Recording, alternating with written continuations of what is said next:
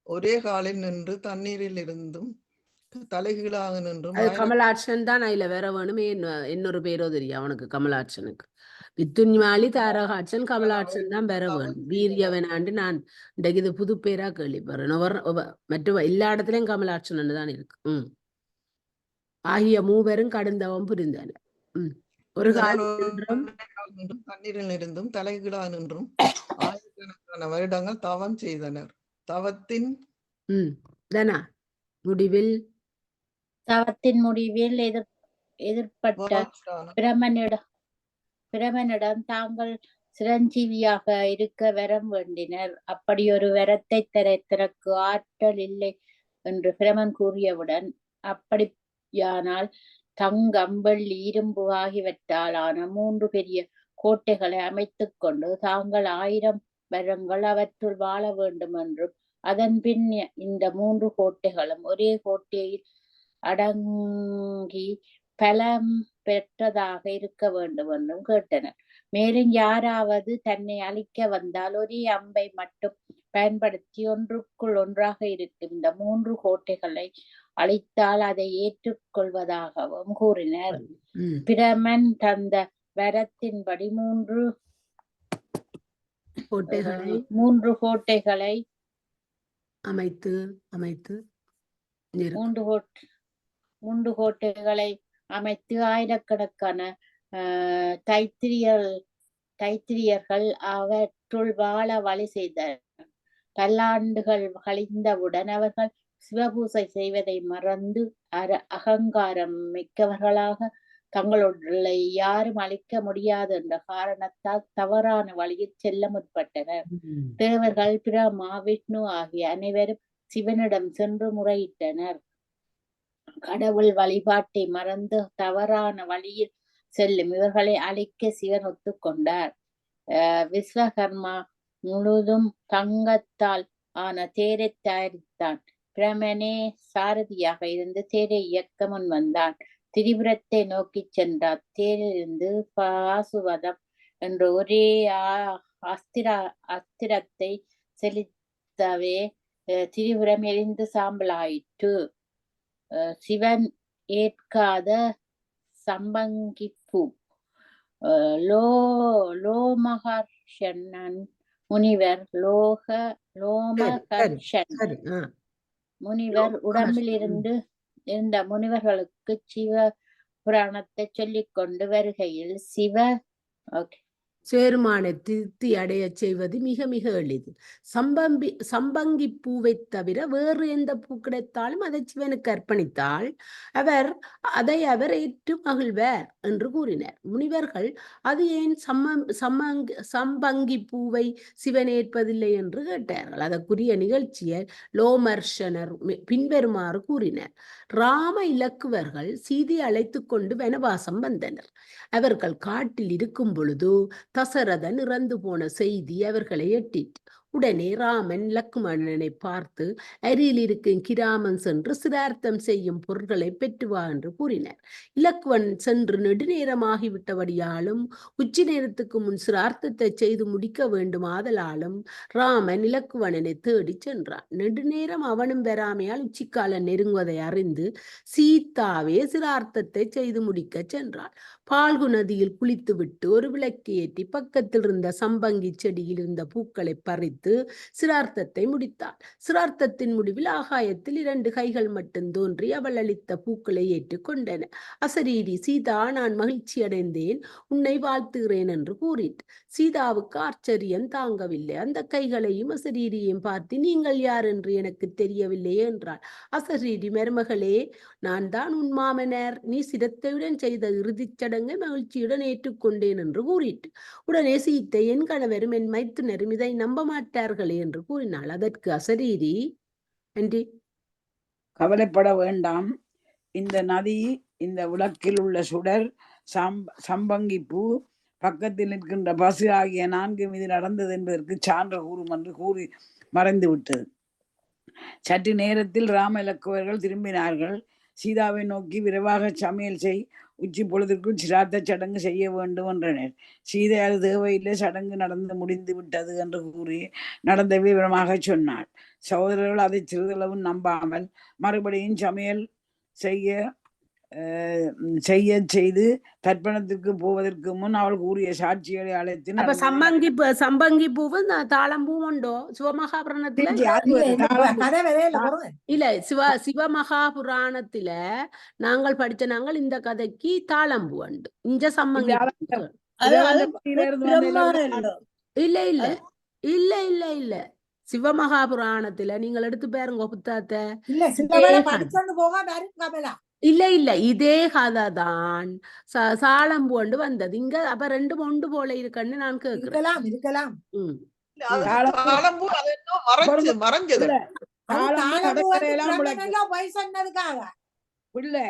தாளம்பூ கடற்கரையெல்லாம் முளைக்கும், சம்பங்கி பூ நாட்டுல முளைக்கிறது. ஆனால் பிள்ளையாண்டி இப்ப நான் அந்த இந்த கதைகள் கதைக்கல, நான் கேக்குறேன் சிவமகாபுராணத்துல இதே கதைக்கு தாளம்பூவைத்தான் வச்சவ. இப்ப இதே கதைக்கு இப்ப அந்த கதையால் விடுங்க, தாளம்பூ போய் மேல போய் கீழே வந்த அந்த பிரமா திருமல் அதுகள் எல்லாம் இல்லை. இந்த கதைக்கு மாத்திரம்தான் நான் தாளம்பூ அங்க வச்சவ சிவமகாபுராணத்துல. தட்டி பாருங்கோ. இங்க சம்மங்கிய கொண்டறினோம். அதான் நான் 2 பூ ஒன்று கேக்குறேன்.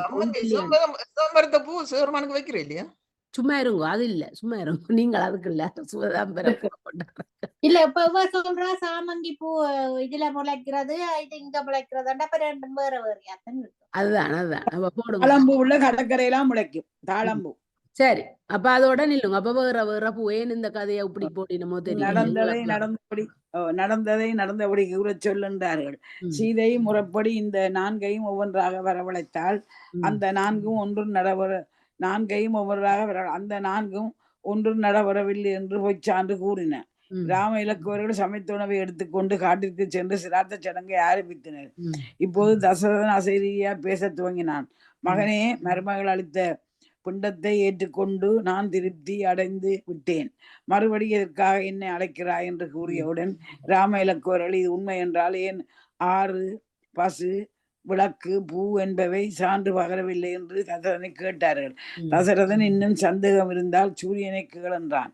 ராமன் சூரியனை கேட்க அவனும் நடந்ததை ஒப்புக்கொண்டு சான்று பகர்ந்தான். சகோதரர்கள் இருவரும் சீதையிடம் மன்னிப்பு கேட்டுக் கொண்டனர். அவள் கற்பின் திண்மையை போற்றி புகழ்ந்தார்கள். இந்த 4இல் மேலும் சினங்கொண்ட சீதை பால்கு நகரியை சபித்து. சரி, இதே கதைதான் வித்தியாசம். இதே கதை எனக்கு நல்ல ஞாபகம் படிச்சது. மறைந்து விடுமாறு கூறினார். இல்ல ராணியக்கா பூமிக்கு மறைந்து விடுமாறு கூறினாள். விளக்கில் இருந்த சுடரை நீ எதை பற்றினாலும் தாரதன் மயம் பாராமல் எல்லாவற்றையும் அழித்து விடு, கொடிய சக்தியை பெறுவாய் என்று சபித்தார். அதன் தாரதன் வித்தியாசம் பார்க்காம தாரதன் எல்லாவற்றையும் அழித்து விடும் கொடிய சக்தியை பெறுவாய் என்று சபித்தார். பசுமாட்டை பார்த்து உன் வாய் பொய்ச்சாட்சி சொல்லிட்டு அது தூய்மையற்று போகட்டும். பேசாத சக்தியை கொடுத்தா முந்தி பாசு பேசுமா, முந்தைய காலத்துல பேசுறதாம். இதுக்கு புராணம் பேசவே இல்லை. உன் பின் பகுதியே பூசைக்குரியதாகட்டும் என்றாள். சம்பங்கி பூக்களை பார்த்து இன்றிலிருந்து நீ வேறுமாறு ஏற்காத பூக்களாய் விடுங்கள் என்று சபித்தார். அன்றிலிருந்து சம்பங்கி பூவை சிவபிரான் ஏற்பதில்லை. நாரதரும் சம்பங்கி மரமும். ஒரு முறை நாரதர் திருக்கோகர்ணம் சென்று சிவனை வணங்க புறப்பட்டார். வழியில் ஒரு அழகான சம்பங்கி மரம் பூத்து குலுங்கி நின்றது. அந்த அழகை கண்டு ரசித்துக் கொண்டிருந்தார். அதன் அருகில் ஒரு பிராமணன் வந்தான். அவன் கையில் ஒரு பாத்திரம் இருந்தது. நாரதர் அவனை பார்த்து நீ யார், எங்கே போகிறாய் என்று கேட்டார். அந்த பிராமணன் நான் பிச்சை எடுக்க போகிறேன் என்று பொய் கூறினார். அதை நம்பிய நாரதர் கோயிலுக்கு சென்று சிவனை வணங்கிவிட்டு மீண்டார். கையில் உள்ள பாத்திரத்தில் சம்பங்கி பூவை நிறைத்து கொண்டு எங்கே மூடி வைத்திருந்தான். பூவை நிறைத்து கொண்டு அதை மூடி வைத்திருந்தான். மறுபடியும் அவனை பார்த்து எங்கே போகிறாய் என்றார். பிச்சை கிடைக்கவில்லை, வீட்டுக்கு போகிறேன் என்றான். அவனுடைய வார்த்தைகளில் சந்தேகப்பட்ட நாரதர் சம்பங்கி மரத்திடம், ஏ மரமே, அந்த பிராமணன் உன் பூக்களை பறித்தானா என்று கேட்டார். பிராமணனைப் போலவே அந்த மரம் பிராமணனா அப்படி இந்த ஒருவரும் கதையும் அதுல வருது, சிவமகாபுராணத்துல இதே கதை வருது. இங்கு வரவில்லை. என் பொறுங்க பூக்களை நளினாக்கா ஒருவரும் இங்கு வரவில்லை, என் பூக்களை யாரும் பறிக்கவில்லை என்று துணிந்து பொய் கூறினார். நாரதர் சந்தேகம் வலுக்கவே மறுபடியும் கோயிலுக்கு சென்று பார்த்தார். சிவலிங்கத்தின் தலையில் புதிய சாமங்கி பூ வைக்கப்பட்டிருந்தது. பக்கத்தில் தியானம் செய்து கொண்டு ஒரு அன்பரை பார்த்து, இந்த பூவை யார் லிங்கத்தின் தலை வைத்தார்கள் என்று நாரதர் கேட்டார். அந்த அன்பர் மிக தீயவனும் பொய் பேசுவானும் ஆகிய ஒரு பார்த்தான் இருக்கிறான். சிவன் தயவை வைத்துக்கொண்டு இந்த ஊர் ராஜாவை கைக்குள் போட்டு கொண்டார். அந்த ராஜாவை ஏமாற்றி பணம் பறிப்பதுடன் மக்களையும் ஏமாற்றுகிறான் என்று கூறினார். உடனே நாரதர் சிவலிங்கத்தை பார்த்து, இந்த அநியாயம் நடைபெற நீங்கள் உதவியாக இருக்கலாமா என்று கேட்டார். என்னை வந்து பூசிப்பவர்களை நான் கெடுக்க முடியாது என்று சிவன் கூறிவிட்டார். இதனிடையில் ஒரு பார்ப்பினி ஓ என்று அழுது கொண்டு கோயிலுக்கு வந்தார். தன் கணவன் பக்கவாத நோயால் அவதிப்படுவதையும், தன் மகனின் கல்யாணத்துக்கு அரசனிடம் முறையிட்டு கொஞ்சம் பணமும் ஒரு பசுவும் அன்பளிப்பாக பெற்றதையும், அந்த பணத்தில் பாதியை அந்த தீய பார்ப்பான் பிடுங்கிக் கொண்டதையும் சொல்லி அழுதான். கோபம் கொண்ட நாரதர் அந்த தீய பார்ப்பானை விராதன் என்ற அரக்கனாக போகுமாறு சபித்தார். சம்பங்கி மரம் பொய் சொன்னதால் அந்த பூவை சிவன் இனிமேல் ஏற்றுக்கொள்ள மாட்டார் என்றும் கூறினார். சாமமடைந்த பார்ப்பான் சிவன் மேல் தினம் பூக்களை போட்டதால் ராமன் வந்து விரோதனை கொன்று சாபனிக்கம் செய்வான் என்று கூறினார். ஆண்டி, உங்களுக்கு ஞாபகம் இல்லையோ அந்த கதையில இந்த கதைக்கு சம்பங்கி தான் வந்தது, ராமர் சீதா கதைக்கு தாளம்புதான் வந்தது. உங்களுக்கு ஞாபகம் இல்லையா ஆண்டி? தாளம்புனா வந்தது, இதுல சம்பங்கி பூ சம்பங்கி பூ இந்த கதைக்கு தான் வந்தது. இந்த இந்த இந்த உபாச பார்த்த கதைக்கு அதுக்கு வந்த சம்பங்கி பூ அப்படி ஆண்டி இருக்கும். இல்ல புள்ள, தாளம்பூ கடற்கரையிலான அது எனக்கு நிச்சயமா தெரியும். தாளம்பூ கடற்கரையெல்லாம் கடற்கரைதான் வரும். ஆனா இது கடற்கரை முடியாது, சம்பங்கி வேறுதானே. சம்பங்கி உங்களுக்கு என்ன பூன்னு தெரியாது? என்ன தெரியும் எல்லாம் இந்த இதுல எடுத்து பார்த்தா தெரியும். இந்த போன் சார்ஜ் இல்ல. அக்கா படியுங்க சக்குனதக்கா. பார்வதிக்கு தனியாக ஒரு அரண்மனை இருந்தது. அவ்வரண்மனையை காவலர்களாக நந்தியும் பிரிங்கியும் காவல் செய்தனர். அவர்கள் உத்தரவில்லாம யாரும் பார்வதியை பார்க்க முடியாத நிலைமை நீத்தது. பார்வதியின் தோழியான விஜயா என்பவர்கள் என்பவர்களுக்கு இந்த நிலை நீடிப்பதில் விருப்பமில்லை. எனவே பார்வதியிடம் சென்று முறையிட்டனர். அவர்கள் பேசிய பிறகு பார்வதி அருகில் இருந்த குளத்தில் இருந்து களிமண்ணை எடுத்து அழகிய பிள்ளை வடிவை உண்டாக்கினாள். பிறகு அப்பிள்ளைக்கு நன்றாக அலங்காரம் செய்து, நீ என் மகன், உனக்கு கணேசன் என்று பெயர் வைக்கிறேன். இன்று முதல் நீ என் மெய்க்காவலன் என்று கூறினார். அப்பிள்ளை ஒரு தடிக்கம்பை எடுத்துக்கொண்டு காவல் தொழிலை ஆரம்பித்தான். வேற இல்லைங்க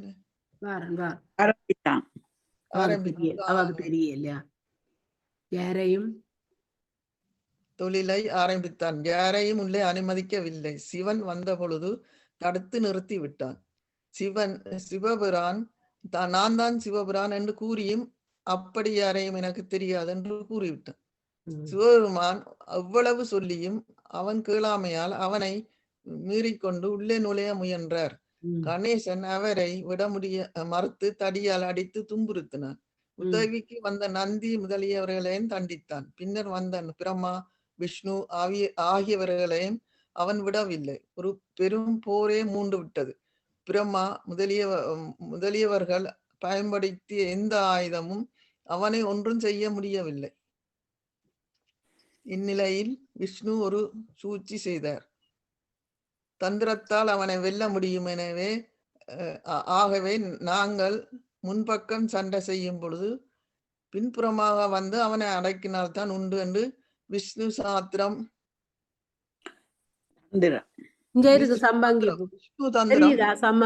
சம்பங்கி பூ வெள்ள பூ வடிவான பூ தெரியல. இதுல போட்டு விடுறேன் நியூட். விஷ்ணு விஷ்ணு தந்திரம் தந்திரம் சொல்லி விஷ்ணு விஷ்ணு தந்திரம் சொல்லிக் கொடுத்தார். விஷ்ணுவின் சக்கரம் கூட பயன்படவில்லை என்று தெரிந்து கொண்ட பிள்ளையின் பின்புறம் வந்த சிவன் தன் சூலாயுதத்தால் பிள்ளையின் கழுத்தை வெட்டி விட்டார். போர் அமளியில் பிள்ளையின் தலையும் எங்கோ போய் விழுந்து விட்டது.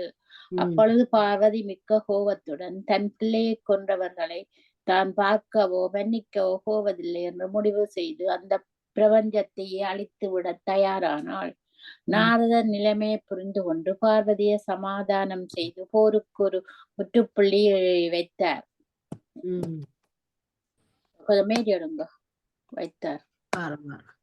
தாம் விதிக்கும் 2 நிபந்தனைகளுக்கு சிவன் உட்பட்டால் தான் கோபத்தை அடக்கிக் கொள்வதாக பார்வதி கூறினாள். என்ன நிபந்தனைகள் என்று நாரதர் கேட்க பார்வதி பின்வருமாறு கூறினாள். முதலாவது, என் பிள்ளையின் உயிரை திருப்பித் தர வேண்டும். 2வது, சிவகணங்கள் அனைத்திற்கும் அவனை தலைவனாக செய்ய வேண்டும். 2 நிபந்தனைகளையும் சிவன் ஒப்புக்கொண்டார். முதல் நிபந்தனையை நிறைவேற்றுவதில் சிக்கல் எழுந்தது. பிள்ளையின் தலை எங்கோ போய்விட்டதால் தேடி எடுக்க முடியவில்லை. உடனே சிவன் தன்னுடன் வந்தவனை அழைத்து, எந்த ஒரு வடிவத்தை நீ முதலில் சந்திக்கிறாயோ அந்த வடிவத்தை தலையை கொய்து கொண்டு வா என்று கட்டளையிட்டார். அவ்வாறு போன துணைவனுக்கு முதலில் கிடைத்தது ஒரு யானையின் தலையாகும்.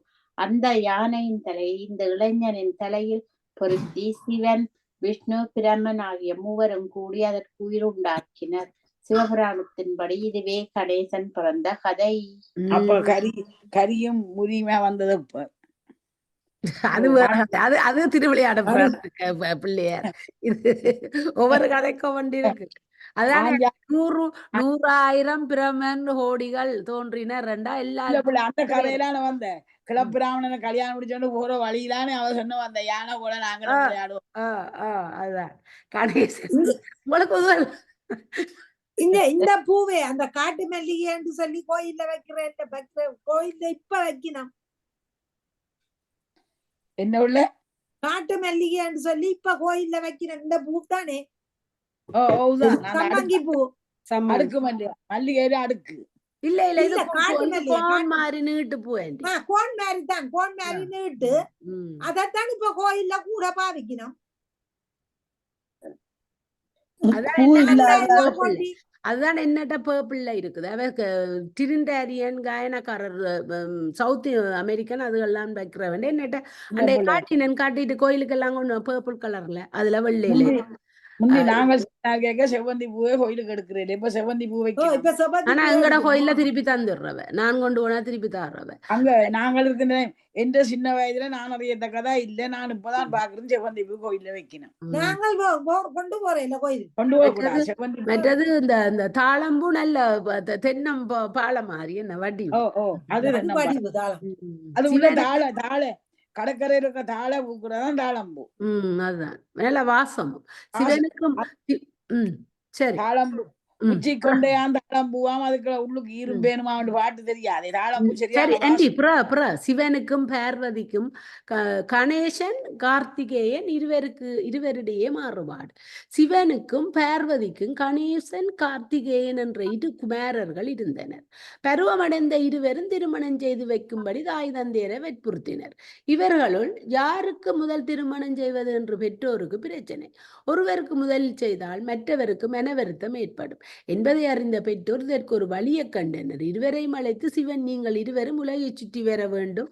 யார் முதலில் வருகிறீர்களோ அவர்களுக்கு திருமணம் செய்து வைக்க. இல்ல ஒவ்வொரு இடத்தையும் ஒரு மாதிரி கதை பேசாம கேட்போம். அது பரவாயில்லை என்ற இந்த வார்த்தையை கேட்ட கார்த்திகேயன் உடனே புறப்பட்டு விட்டார்.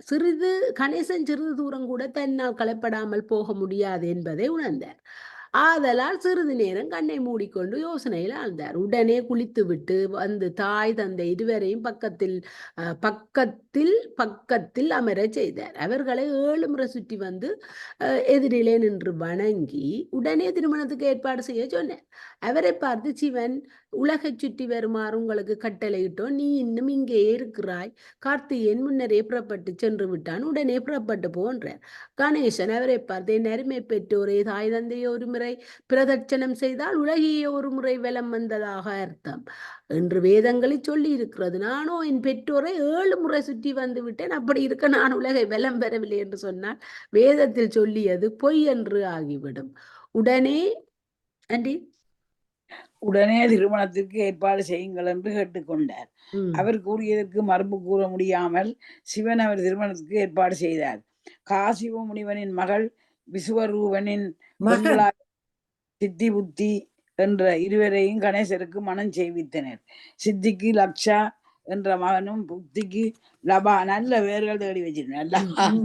லபா என்ற பிள்ளையும் பிறந்தனர். உலகை சுற்ற சென்ற கார்த்திகேயன் அப்பணியை முடித்து கொண்டு தாய் தந்தையரிடம் வந்து சேர்ந்தார். ஏற்கனவே கணேசருக்கு திருமணம் முடிந்தது, பிள்ளைகளும் பிறந்திருப்பதை பார்த்து பெற்றோருடன் தங்குவதில்லை என்று சொல்லிவிட்டு கள்ளஞ்சமலைக்கு சென்று தங்கிவிட்டார். இனி திருமணம் செய்து கொள்வதில்லை என்று முடிவு செய்து விட்டார்.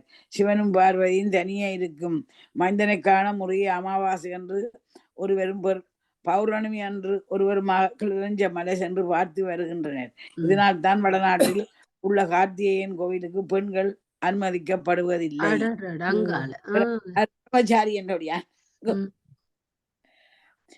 லிங்க வடிவங்கள். பக்தர்கள் எங்கே கூடினாலும் அங்கே சிவன் லிங்கம் வடிவில் தோன்றுகிறார். ஆயிரக்கணக்கான இடங்களில் சிவன் இருந்தாலும் 12 முக்கியமான லிங்கங்கள் யோதிர் லிங்கங்கள் என்ற பெயரில் போற்றப்படுகின்றன. அவை சோமநாதம், மல்லிகார்ஜனம், மகாகாலன், ஓம்காரன், கேதாரம், பீமசங்கரன், விஸ்வநாதன், திரியம்பகம், வைத்தியநாதன், நாகேஸ்வரன், ராமேஸ்வரம், குஸ்மோ ஆகியவை.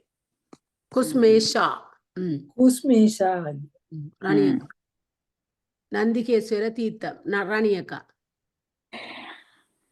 ராணியக்கா மியூட்ல இருந்து வடிவா படிங்கோ, நீங்கள் மாத்திரம்.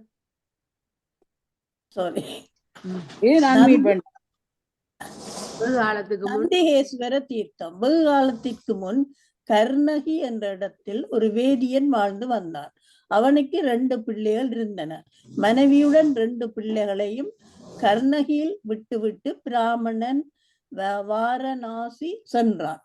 அவன் அங்கேயே இறந்து விட்டதாக தெரிய வந்ததால் அங்கேயே சடங்குகளை செய்தனர். அவனுடைய மனைவி இறப்பதற்குரிய நேரம் வந்ததும் உயிர் பிரியாமல் அவதிப்பட்டாள். அவள் பிள்ளைகள், தாயே, உன்னுடைய ஏதோ ஒரு விருப்பம் நிறைவேறாததால் உன் உயிர் பிரிய மறுக்கிறது. அது என்னவென்று தெரிவித்தால் நாங்கள் அதனை செய்கின்றோம் என்றனர். கிழவி, பிள்ளைகளே, இறப்பதற்குள் உங்கள் தந்தையை போல வாரணாசி போய் வர நினைத்தேன். அது இயலாமல் போய்விட்டது. இப்பொழுது என்னுடைய எலும்புகளையாவது வாரணாசியில் கொண்டு சேர்ப்பதானால் நான் அமைதியாக சாவேன் என்றாள். பிள்ளைகள் அவ்வாறு செய்வதாக கூறியவுடன் அவள் உயிர் நீத்தாள். அவள் மூத்த பிள்ளையாகிய சுவடி அந்த எலும்புகளை எடுத்துக்கொண்டு வாரணாசிக்கு புறப்பட்டார். மிக நீண்ட தூரமாகியால் வழியில் தங்கி செல்ல நேர்ந்தது. ஓரிரவு மாட்டின் கதையை வடிவாக்குகளுங்க, முந்தியும் படிச்ச நாங்கள் வடிவாக்குகளுங்க. ஓரிரவு ஒரு பிராமணன் வீட்டில் தங்கினான். வீட்டுக்கார பிராமணன் காலையில் பால் கறக்க முற்படுகையில் கன்று குட்டி அடம் பண்ணி அவனை பாலை கறக்க விடாமல் செய்தது. கோபங்கண்ட பிராமணன் கன்று குட்டியை நன்றாக அடித்து விட்டு பாலை கறந்து கொண்டு வீட்டிற்குள் சென்றான். அங்கே அடிபட்டு கன்று குட்டியுடன் பசுமாடு பேச மறுத்தது.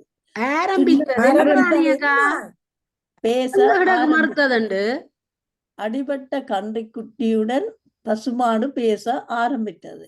திண்ணையில் படுத்திருந்த சுவடிக்கு இந்த உரையாடல் நன்கு கேட்டது. பசு கன்றுடன் பின்வருமாறு பேசிட்டு, என்னமே கன்றே, அந்த கொடிய பார்ப்பான் உன்னை நன்றாக அடித்து விட்டான் என்று நீ வருந்த வேண்டாம். நான் இதற்கு பழிவாங்கும் முறையில் இவனுடைய மகனை என் கொம்புகளால் குத்திக் கொண்டு விடுகிறேன் என்று கூறினார். இதை கேட்ட சுவடி எல்லையற்ற வியப்படைந்து மறுநாள் என்ன நடக்கிறது என்று பார்க்க அங்கேயே தங்கி விட்டான். மறுநாள் விடிய காலம் பார்ப்பனின் மகன் பால் கறக்க வந்தார். பசுமாடு தன் கொம்புகளால் அவனை குத்தி கொலை செய்து விட்டது. சுவடி வியப்புடன் இதை பார்த்து கொண்டிருக்கையிலேயே வெண்மை நிறமுடைய அப்பசு கரிம நிறமானது. பார்ப்பனை கொன்றதால் பிரமகத்தி தோஷம் பசுமாட்டை பற்றி கொண்டது. திடீரென்று அப்பசு வீட்டை விட்டு போக துவங்கியது. பார்த்து கொண்டிருந்த சுவடி அது எங்கே போகிறது என்று அறிந்து கொள்ள அதன் பின்னே போனான். நெடுந்தூரம் போன பசு நர்மதை ஆற்றில் நந்தி தீர்த்தம் என்ற இடத்தில் இறங்கி குளித்தது. உடனே அதன் கரும நிறம் மாறி வெள்ளை நிறம் அடைந்தது. நந்தி தீர்த்தத்தில் மூழ்கினால் பிரமகசி தோஷம் கூட போய்விடும். நல்லது அல்ல. அது எங்க இருக்கு இந்த நந்தி தீர்த்தம்? கங்கதான் நர்மதை ஆற்றில கங்கை போற வழியில இருக்கு. கங்கையில போற வழியில இருக்கு. பிரமகத்தி தோஷம் கூட போய்விடும் என்பதை அறிந்தார். தான் மட்டும் அங்கே குளித்து விட்டு வாரணாசிக்கு புறப்பட்டார். அந்நிலையில் ஒரு அழகிய பெண் அவன் எதிரே தோன்றினார். சுவடி, உன் தாயின் எலும்புகளை எடுத்துக்கொண்டு எங்கே போகிறாய் என்று கேட்டார். தன் பெயரை சொல்லி அழைத்த அந்த பெண்ணை கண்டு வியப்படைந்த சுவடி, நான் என் தாயின் எலும்புகளை கங்கையில் கரைக்கப் போகிறேன், நீ யார் என்று கேட்டார். அப்பன், நான் தான் கங்கை. நீ கங்கை வரை செல்ல தேவையில்லை. உன் தாயின் எலும்புகளை இந்த நந்திகேஸ்வரத்திலேயே கரைத்து விடு என்று கூற சுவடியும் அப்படியே செய்தார். சக்கரங்க படிங்க. அவன் தாய் ஆகாயத்தில் தோன்றி அவன் தாய் ஆகாசத்தில் தோன்றி, மகனே, நான் முழு திருப்தி அடைந்து விட்டேன், இதோ மோட்சம் போகிறேன் என்று கூறி மறைந்தான். நந்தி தீர்த்தம் இவ்வளவு சிறப்பு பெற்றதுக்கு ஒரு காரணம் உண்டு.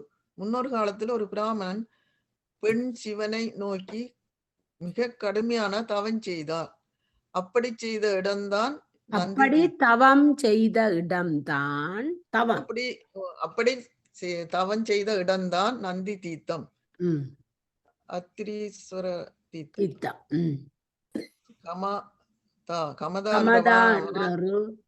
என்றொரு வனாந்திரம் இருந்தது. அங்கு 100 ஆண்டுகளாக மழை பெய்யாததால் அங்குள்ள உயிரினங்கள் மிகவும் துன்புற்றன.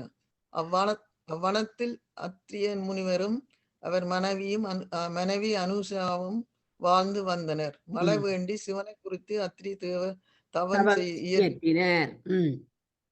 அன்னம் ஆகாரமின்றி அவர் தவம் ஏற்றுவதை பார்த்து அனுஷாவும் சிவனை பார்த்து தவம் இயற்றினார். 54 ஆண்டுகள் தவம் நீண்டது. திடீரென்று அத்திரிக்கு மிக அதிக தாகம் எடுக்கவே அனுஷியா பார்த்து, எங்காவது சென்று கொஞ்சம் தண்ணீர் கொண்டு வா என்றார். குடத்தை எடுத்துக்கொண்டு காட்டுக்கு சென்ற அனுஷியாவின் எதிரே ஒரு பெண் வந்தாள். அப்பெண் இவளை பார்த்து, அனுஷியா, நான் தான் கங்காதேவி, உன் தவத்துக்கு மிகவும் மெச்சினேன், வேண்டும் வரத்தை கேளு என்று சொன்னவுடன் அனுஷியா பெண்ணை பார்த்து, நீதான் கங்கா என்றால் இங்கே ஒரு குளம் உண்டாக்கி அதை கங்கை நீரால் நிரப்புக என்றார். அவ்வாறே நடந்தது. அனுஷியான் குடம் நிறைய அத்தண்ணீரை எடுத்துக்கொண்டு கணவனிடம் சென்றாள். அதை குடித்து பார்த்த அத்திரி முனிவர், இது நாம் வழக்கமாக சாப்பிடும் தண்ணீர் இல்லையே, நீங்களும் கொஞ்சம் தண்ணீர் குடியுங்கோ, நமக்கு தொண்டை எல்லாம் தண்டு வச்சு குடியுங்கோ. எங்கே கிடைத்தது ஞாபகம் இருக்கும். இது முழுக்க மகாசிவபுராணத்துல இருக்கு இந்த கதை முழுக்க. எங்களுக்கு சேர அம்சமா அப்படி எங்க வடிச்சு தந்திருக்கு. ஆசையா இருக்கு படிக்கணும். கிடைத்தது என்ற நடந்ததற்குரிய அனுஷியாவிடம் குளக்கரைக்கு சென்றார். அங்கு இருந்த கங்கையை பார்த்து, தாயே, நீ இங்கேயே இருக்க வேண்டும் என்று வேண்டினார். கங்கையும் ஒப்புக்கொண்ட பிறகு சிவன் அனுஷியாவிடம், உன் தவத்திற்கு மெச்சினேன், வரம் என்ன வேண்டும் என்று கேட்க, தாங்களும் இந்த வனத்திலே தங்கிவிட வேண்டும் என்று அனுஷியா வேண்ட சிவனும் ஒப்புக்கொண்டார். சிவனும் கங்கையும் தங்கிய இந்த இடத்திற்கு அத்ரீஸ்வர தீர்த்தம் என்று பெயர் வந்தது. அதான் ஜோ- அவற்றை பேர். அர்த்தநாரீஸ்வரர் தீர்த்தம் தான் அத்திரீஸ்வரன் இவங்களுக்கு. ஜோதிர்லிங்கங்களின் ஆண்டி என்ன சொல்றீங்க? அர்த்தநாரீஸ்வரர் ஆண்டி இது அத்திரி முனிவர் ரயில வழிபட அத்திரிக்காண்டி கங்கா கொடுத்தபடியா அதுக்கு இது அத்திரீஸ்வரர். அதையும் இதையும் கலக்காதீங்கோ. அது உருவம் இல்லோ இது அத்திரி எல்லாத்துக்கும் அத்தனாரி. இது அத்திரி முனிவற்ற அத்திரி முனிவர் அவருக்காண்டி வந்த கோயில். ஜோதிலிங்கங்களின் கதை. சோமநாதர் தட்சணனுடைய 27 பெண்களையும் மணந்து கொண்ட சந்திரன், அதாவது சோமன், அவர்களுள் ரோகிணியிடம் அதிக அன்பு பாராட்டி மற்றவர்கள் மனம் வருந்துமாறு செய்து விட்டான். அந்த பெண்கள் தங்கள் தந்தையாகிய தட்சனிடம் சென்று முறையிட்டனர். தட்சன் எல்லாரிடமும் சமமாக நடந்து கொள்ள வேண்டும் என்று பல முறை சந்திரனை எச்சரித்தும் அவன் அதை காதில் வாங்கிக் கொள்ளவில்லை. ரோகிணியிடம் இருந்து விட்டான். கோபம் கொண்ட தட்சன் சந்திரனை பார்த்து, நீ தேய்ந்து, அதாவது சனித்து போவாயாக என்று சாபமிட்டான். பயந்து போன சந்திரன் பிரம்மாவிடம் சென்று முறையிட்டான். பிரமன், உனக்கு உதவும் சக்தி எனக்கில்லை, நீ சிவனிடம் சென்று முறையிடுக என்று அறிவுரை கூறினான். சோமன் சரஸ்வதி நதியின் கரையில் பிரபச தீர்த்தத்தில் ஒரு லிங்கம் அமைத்து 6 மாதங்கள் தீவிரமாக வழிபட்டான். சிவன் நேரில் தோன்றி, உனக்கு என்ன வர வேண்டும் என்று கேட்டார். சோமன் நடந்தவற்றை கூறி தன்னை காக்குமாறு வேண்டினான். செய்தது இது ஒவ்வொரு இலிங்கங்கள், ஒவ்வொரு லிங்கம் தோன்றின முறையும் அந்த லிங்கங்களுக்குரிய இடத்துல தீர்த்தங்கள் தோன்றின முறையும் சொல்லிக் கொண்டு வருகிறது. தவறுக்கு தண்டனையா வழங்கப்பட்ட சாபத்தை போக்க முடியாது என்று கூறிய சிவன் இதற்கு ஒரு வழி காணலாம். கிருஷ்ணபட்சம் 14 நாட்களும் உன் மாமனார் சாபப்படி நீ தேய்ந்து, அதாவது சீனித்து போவாயாக. சுக்கிலபட்சம் சந்திரன் தேய்றதும் வளர்றதையும் சொல்லினோம்.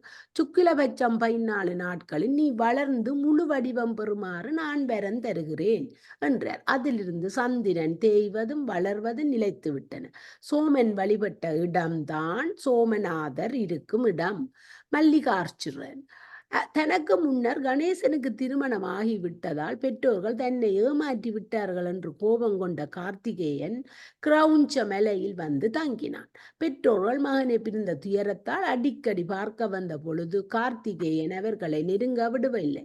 தூரத்தில் இருந்து அடிக்கடி வருவது கஷ்டம் என்பதால் கிரௌஞ்ச மலைக்கு மிக சமீபத்தில் இருக்கும் மல்லிகார்ச்சனத்தில் சிவனும் பார்வதியும் வந்து தங்கினர். மகாகாலர் சிப்ரா நதிக்கரையில் உள்ள அவந்தியில் வேதபிரியா என்ற பிராமணன் வாழ்ந்து வந்தான். அவனுக்கு தேவபிரியா, பிரியமேதா, சுவரிதா, சுவரதா என்ற 4 பிள்ளைகள் இருந்தனர்.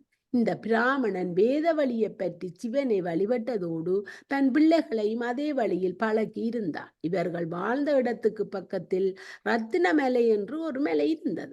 அம்மலையில் துஷ்ணன் என்ற ஒரு அரக்கன் வாழ்ந்து வந்தான். இந்த பிராமணர்கள் சிவ வழிபாடு செய்வது அவனுக்கு பிடிக்கவில்லை. ஏன் பிராமணனுக்கு அதை பிடிக்க இல்லை? இதனிடையில் இந்த பிள்ளைகளின் தந்தை இறந்து விட்டார் என்றாலும் பிள்ளைகள் சிவனை வழங்குவதில் தீவிரமாக இருந்தனர். இதனை கண்ட அரக்கன் அவந்தியை முற்றுகையிட்டு இவர்களை அழிக்க முயன்றான். 4 சிவலிங்கத்திடம் சென்று தங்கள் குறைகளை கூறி வேண்டினர். திடீரென்று ஒரு பெரிய சப்தம் கேட்டது. அங்கு வெளிப்பட்ட சிவபெருமான் அரக்கனான துஷ்டனை எதிர்த்து சாம்பலாக்கி விட்டார். அன்றிலிருந்து பக்தர்களின் வேண்டுகோளின்படி மாகாளர் அங்கேயே தங்கிவிட்டார். ஓங்காரலிங்கம் இந்திய எல்லாம் மலைகளையும் விடத்தான் உயர்ந்ததாகவும் தன்னிடம் எல்லா பொருளும் இருக்கின்றன என்றும் அதிகம் கர்வம் கொண்டிருந்தது. ஒரு முறை நாரதர் அங்கே வந்த பொழுது விந்தியன் தன் பெருமையை சொல்லிக் கொண்டது. உடனே நாரதர் அதிகம் கர்வப்பட வேண்டாம், சிவன் வாழ்கின்ற காரணத்தால் தான் மேருமலை உன்னை விட உயர்ந்தது என்று கூறினார். அதனை கேட்ட விந்தியம் உடனே சிவனை நோக்கி தவம் செய்தது. 6 மாதம் தவம் செய்த பின் சிவன் வெளிப்பட்டார். விந்தியம் தன்னிடத்தில் சிவன் லிங்கமாக தங்க வேண்டும் என்று வேண்டிக் கொண்டதால் ஓங்கார லிங்கமாகவே அங்கு தங்கிவிட்டார். கேதாரலிங்கம். விஷ்ணு ஒரு முறை தன்னையே நரன் என்றும் அது நாராயண பிள்ளையாண்டி ஏன் படிக்கிறது, அவ பிள்ளையாண்டி அவ படிங்க, வாசிக்கிறத வாசிக்கிறா. பிள்ளையாண்டி படிங்க.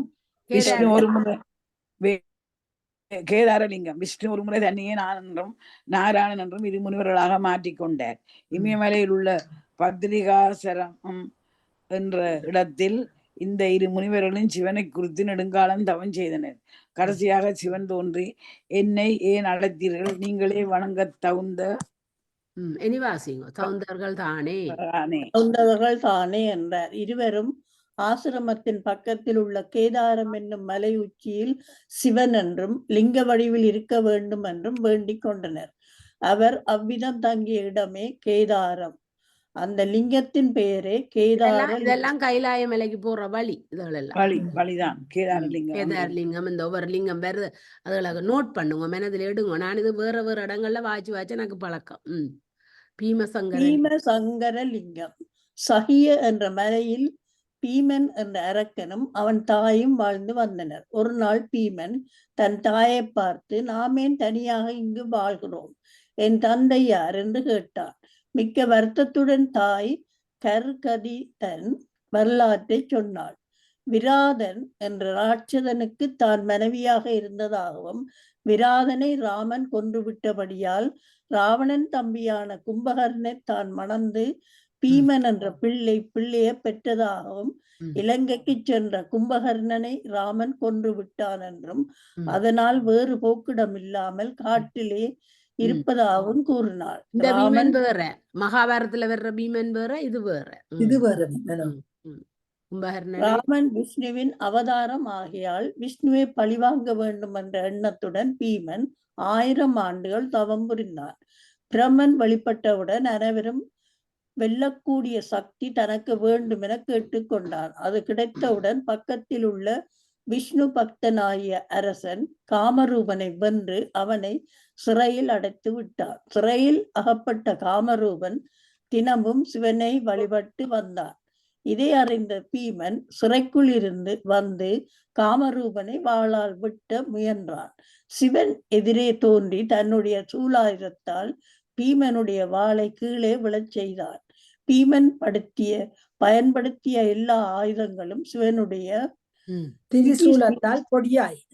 இறுதியில் சிவன் பீமனை கொன்று விட்டான். காமரூபனின் வேண்டுகோளின்படி பீமசங்கரன் என்ற பெயருடன் அங்கேயே லிங்க வடிவாக தங்கிவிட்டார். 12 ஜோதிலிங்கங்களுள் இது 6வது ஆகும். விசுவநாதரும் வாரணாசியும். 7வது ஜோதிலிங்கம் வாரணாசியில் உள்ள விசுவநாதர் ஆகும். புண்ணிய தலங்களில் எல்லாம் மிகச் சிறப்புடையதாகும். ஒருமுறை பிரம்மாவே இங்கிருந்து தவம் செய்தார். மிக உக்கிரமானதும் பிறர் எளிதில் செய்ய முடியாததுமான அத்தவத்தை கண்டு விஷ்ணுவே தலையை உலுப்பிக் கொண்டார். உலுப்பிய பொழுது அவர் காதில் இருந்து ஒரு மணி வாரணாசியின் ஒரு பகுதியில் விழுந்தது. அப்பகுதிக்கு மணிக்கரணிகை என்று பெயர் வந்தது. பிரளய காலத்தில் உலகம் முழுதும் நீரில் மூழ்கிவிடும் பொழுது சிவன் தன்னுடைய சூலத்தால் வாரணாசியை தூக்கி வைத்துக் கொண்டிருக்கிறார். பிரளயம் முடிந்து உலகம் படைக்கும் பொழுது வாரணாசியை அந்த இடத்தில் வைக்கிறார். ஒருமுறை சிவனையும் பார்வதியையும் கண்ட பிரமன் தன் 5 முகங்களாலும் சிவனுடைய பெருமையை பாடினார். அதில் ஒரு தலை மந்திரங்களை தவறாக சொன்னதால் சிவன் அந்த தலையை கிள்ளி விட்டார். பிராமணனாகிய பிரமனின் தலை கொய்யப்பட்டதால் சிவனை பிரமகத்தி தோஷம் பற்றி கொண்டு சிவனிடம் ஒட்டிக்கொண்ட அந்த தலை என்ன செய்தும் கீழே விழவில்லை. சிவன் வாரணாசி பக்கம் வந்த பொழுது தலை தானே கீழே விழுந்து விட்டார். வாரணாசியின் பெருமையாய் இந்த சிவன் விஸ்வநாதராக காசி விஸ்வநாதன் காசி விஸ்வநாதன் அதுக்கப்புறம் விஸ்வநாதராக அங்க தங்கிவிட்டார்.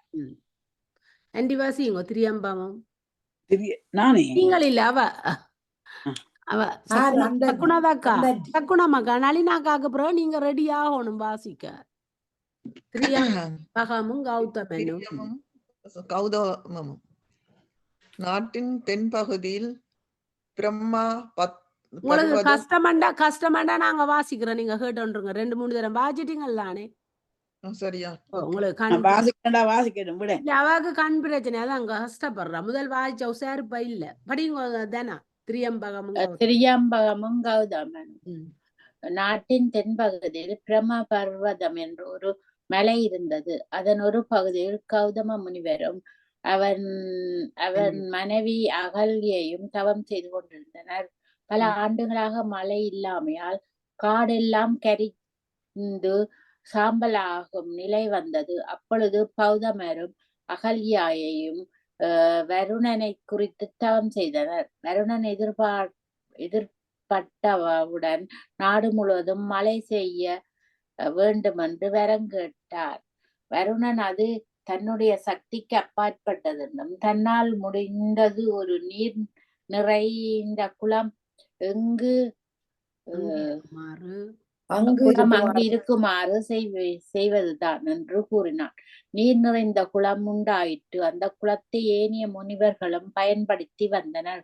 கௌதமரின் சீடர்களும் தண்ணீர் கொண்டு வரச் சென்று மிகவும் காலம் தாழ்த்தி வந்தனர். ஏனென்று முனிவர் கேட்டபோது ரிஷிகளின் மனைவிமார்கள் தங்களை தண்ணீர் எடுக்க விடுவதில்லை என்று கூறினர். அன்றிலிருந்து ஹரியே தண்ணீர் கொண்டு வர புறப்பட்டாள். அவளையும் அப்பெண்கள் எளிதில் நீர் எடுக்க விடவில்லை. அவளையும் கௌதமரையும் அந்த இடத்தை விட்டு துரத்தி விட வேண்டும் என்று மனைவிமார்கள் தங்கள் கணவன்மார்களை நச்சரித்தனர். வேறு வழி இல்லாமல் முனிவர்கள் கணேசனை நோக்கி வேண்டினர்.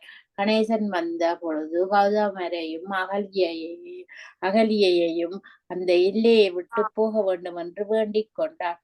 அந்த வேண்டுகோள் தவறானது என்பதை அறிந்த கணேசன் அவர்களுக்கு புத்தி கற்பிப்பதற்காக தானே ஒரு பசுமாட்டு ராணியக்கா உங்களோட சிவமகாபுராணத்துல இதெல்லாம் இருக்குது.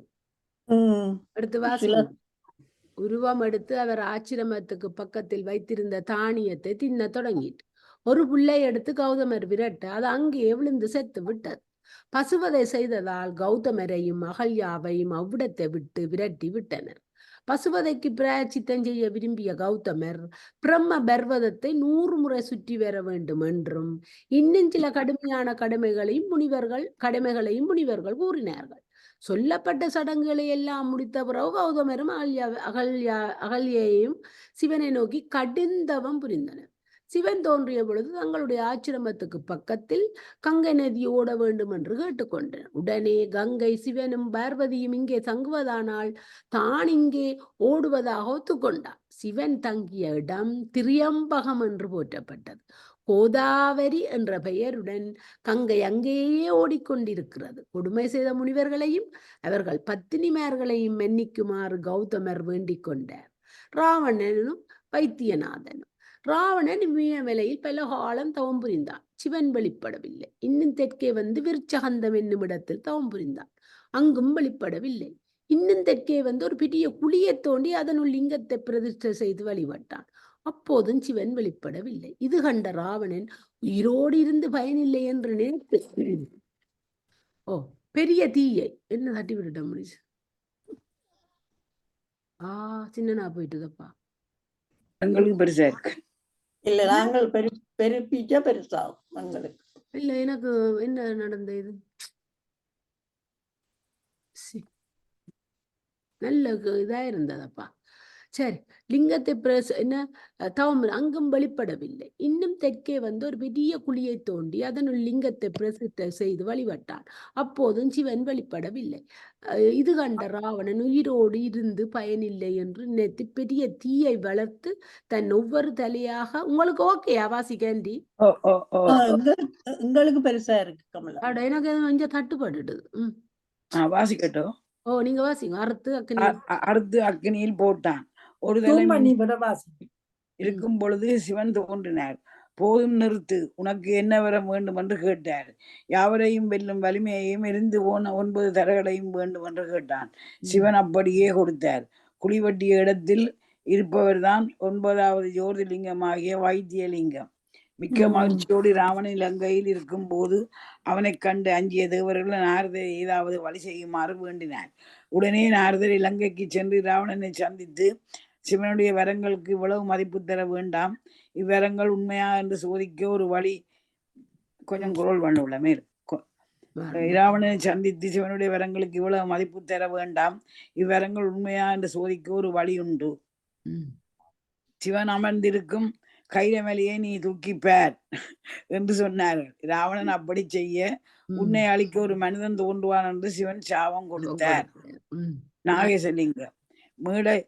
மேலை கடற்கரையில் தாருகன் என்ற அரக்கனும் அவன் மனைவியாக தாருகியும் வாழ்ந்து வந்தனர். பார்வதி இடத்தில் அவள் பெற்ற வரத்தினால் அவள் எங்கே சென்றாலும் ஒரு பெரிய காடு அவள் பின்னேயே செல்லும். இந்த வரத்தால் நல்லவர்கள் இருக்கும் இடம், வேள்விகள் நடக்கும் இடங்கள் ஆகியவற்றுக்கு தாருகி சென்று அந்த இடமெல்லாம் காடாக ஆக்கி அவர்களை அழைத்து வந்தார். இந்த நிலையில் அச்சமடைந்த தேவர்கள் அபூர்வா என்ற முனிவரிடத்தில் அபூர்வா என்ற எங்கே சென்றாங்க? அபூர்வா என்ற முனிவரிடத்தில் சென்று தங்களை காக்குமாறு வேண்டினர். முனிவர் அரக்கர்கள் யாரிடம்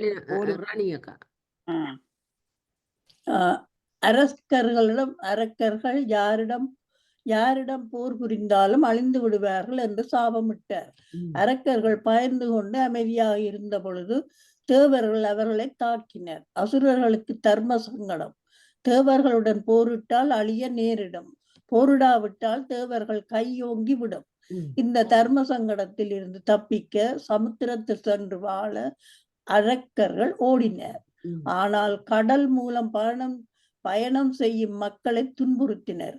ஒருமுறை கப்பலில் சென்ற வைசியனை இவர்கள் பிடித்து சிறையில் அடைத்தனர். அந்த சுப்ரியா என்ற வைசியன் சிவ வழிபாடு செய்யும் பழக்கம் உள்ளவன். எனவே சிறைக்குள் இருந்தபடியே சிவபூசை செய்தான். இதை அறிந்த அரக்கர்கள் அவன் ஊசியை கெடுப்பதற்காக அவனை கொல்ல பல ஆயுதங்களை பயன்படுத்தினர். சிவன் தந்த பாசுபதத்தை கொண்டு சுப்ரியா என்ற வைசியன் அரக்கர்களை அழித்தான். வைசியன் வழிபட்ட லிங்கமே நாகேச லிங்கமாக போற்றப்படுகிறது. ராமனும் ராமேஸ்வரம். ராமன் வானர சேனைகளுடன் இலங்கைக்கு மேல் படையெடுத்து செல்ல கடற்கரைக்கு வந்து சேர்ந்தான். நீர் தாகம் எடுத்ததால் குரங்கிடம் சொல்லி தண்ணீர் கொண்டு வருமாறு பணித்தார். தண்ணீர் வந்தவுடன் சிவனுக்கு படைக்காமல் எதையும் உண்ணாதவனாகிய ராமன் ஒரு சிவலிங்கத்தை பிரதிஷ்டை செய்து அதற்கு அந்நீரை படைத்தார். வழிபாடு முடிந்ததும் சிவனும் பார்வதியும் தோன்றி ராமனை வாழ்த்தினார்கள். அதே இடத்தில் சிவபெருமான் நிலையாக இருக்க வேண்டும் என்று ராமன் வேண்டிக் கொண்டதால் ராமலிங்கமாக சிவன் வேண்டிக் கொண்டதால் ராமலிங்கமாக சிவன் அங்கே தங்கிவிட்டார். குஸ்மேச லிங்கம். தென்பகுதியில் சுதர்மா என்ற பிராமணன் சுதேகா என்ற மனைவியுடன் வாழ்ந்து வந்தான். நீண்ட காலமான இருவருக்கும் குழந்தை இல்லை. எனவே அவன் வருத்தத்தை விட அவள் வருத்தம் பெரிதாக இருந்தது. பிறவங்கள் அவளை கேலி செய்ய தொடங்கின. அதனால் வருத்தமடைந்த அவள் தன் உறவினராகிய குஷ்ணா என்பவளை அவன் மறுமணம் செய்து கொள்ள வேண்டும் என்று வற்புறுத்தினாள். சுதர்மா அப்படியே மனம் புரிந்து கொண்டு அவளுக்கு ஒரு குழந்தை பிறந்து விட்டால் நீ அதனை தாங்க மாட்டாய், பொறாமையால் மிகவும் துன்புறுவாய் என்று கூறி தடுத்தான். அது பற்றி கவலை வேண்டாம், நான் தானே இதை முன்னின்று செய்கின்றேன் என்று கூறிவிட்டு குஷ்ணாவை 2ஆம் தாரமாக மனமெடுத்து வைத்தான். குஷ்ணா பெரிய சிவபக்தை. தினமும் களிமண்ணால் 108 சிவலிங்கங்கள் செய்து அவற்றை பூசை செய்துவிட்டு பக்கத்தில் உள்ள குளத்தில் லிங்கங்களை போட்டு விடுவது அவள் வழக்கம். இவ்வாறு 1,00,000 லிங்கங்களை பூசை செய்து குளத்தில் போட்டிருந்தால் உரிய காலத்தில் ஒரு அழகிய ஆண் குழந்தை பிறந்தது. குழந்தை வளர வளர முதல் மனைவியின் மனத்தில் பயங்கரமான பொறாமை உருவெடுத்தது. இதன் முடிவில் ஒரு நாள் மூத்தவள் குழந்தையின் கழுத்தை வெட்டி அந்த உடலை பக்கத்தில் உள்ள குளத்தில் போட்டுவிட்டாள். மறுநாள் வெடித்ததும் என்ன நடந்ததென்றே தெரியாம பூசை செய்ய தொடங்கி விட்டாள். தொடங்கிவிட்டாள் குஷ்ணா. அதனிடையில் குழந்தை இல்லை என்று குழந்தை இல்லை என்று கண்டவுடன் அனைவரும் பெருங்கூச்சலிட்டு தேடுவாராயினர். இதனை கூச்சலும் குழப்பத்திலும்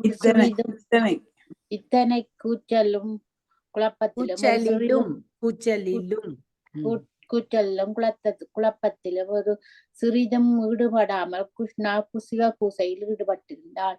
அவள் பூசையை ஏற்றுக்கொண்ட சிவன் அவள் பிள்ளையை பிழைக்கச் செய்து அவளிடம் சேர்ப்பித்தார். மூத்தவளை கண்டிக்க துவங்கிய போது அவளை மன்னித்து விடும்படி கிருஷ்ணா வேண்டிக் கொண்டாள். இந்த பெருந்தன்மையில் மகிழ்ச்சி அடைந்த சிவன் மற்றொரு வரம் கொடுக்க தயாரானார். கிருஷ்ணா சிவன் கொடுப்பதாக கூறிய வரத்தை பயன்படுத்தி அந்த குளத்தங்கரையிலேயே லிங்க ரூபமாக சிவன் இருக்க வேண்டும் என்று வேண்டிக் கொண்டாள். 12வது ஜோதிர்லிங்கமாக குஷ்மேசா என்ற பெயருடன் சிவன் அங்கே இருக்கிறார். அப்ப 12 லிங்கத்தை பற்றியும் இப்ப படிச்சுட்டேன். சரி. சுதர்சன சக்கர கதை. முன்னொரு காலத்தில் நடைபெற்ற தேவாசுர யுத்தத்தில் தேவர்கள் மிகவும் நெளிந்து போனார்கள். அவர்கள் அனைவரும் ஓடிச் சென்று விஷ்ணுவிடம் முறையிட்டனர். பலம் பொருந்திய அசுரர்களுடன் போர் புரிய வேண்டுமானால் அதற்குரிய ஆயுதம் எனக்கு வேண்டும், அதை கொடுக்கக்கூடியவர் சிவபிரானே என்று விஷ்ணு கையிலே சென்று சிவனுடைய 1000 நாமங்களை தினமும் சொல்லி நீண்ட காலம் வழிபட்டார். 1000 நாமங்களை ஒவ்வொன்றாக சொல்லும் பொழுது ஒவ்வொரு தாமரை பூவை சிவனுக்கு அர்ச்சனையாக செய்தார். ஒரு நாள் 1000 பூவில் ஒன்று குறைந்து விடவே தாமரை கண் என்று சொல்லப்படும் தன் ஒரு கண்ணை பறித்து அர்ச்சனை செய்து விட்டார். மகிழ்ந்த சிவபிரான் மலிந்த சிவபிரான் வெளிப்பட்டு என்ன வர வேண்டும் என்று கேட்க அசுரர்களை அழிப்பதற்கு ஒரு ஆயுதம் வேண்டும் என்று கேட்டார். சிவபிரான் மகிழ்ந்து சுதர்சன சக்கரத்தை தந்தார். சிவராத்திரி விரதம். முன்னொரு காலத்தில் ருத்ரகா என்ற வேடன் காட்டில் வாழ்ந்து வந்தான். கொலை செய்வதும் கொள்ளையடிப்பதும் மிருகங்களை வேட்டையாடுவதும் அவன் தொழிலாகும். அவனுக்கு யாரிடமும் கருணை காட்டி பழக்கமும் இல்லை.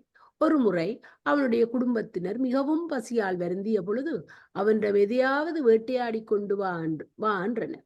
வேடன் வேட்டையாட புறப்பட்டான். எந்த விலங்கும் கிடைக்காமையால் நீர் இருந்த குட்டையின் பக்கத்தில் நின்ற அவன் எப்படியும் ஏதாவது ஒரு மிருகம் தண்ணீர் குடிக்க வரும் என்று பார்த்து கொள்ளலாம் என்று நினைத்து ஒரு குடுவையில் தண்ணீர் நிரப்பிக்கொண்டு பக்கத்திலுள்ள மரத்தில் அமர்ந்து கொண்டான். அது ஒரு வில்வ மரம். எனவே அதனடியில் ஒரு சிவலிங்கம் இருப்பது அவனுக்கு தெரியாது. அன்று சிவராத்திரி என்பதும் தெரியாது.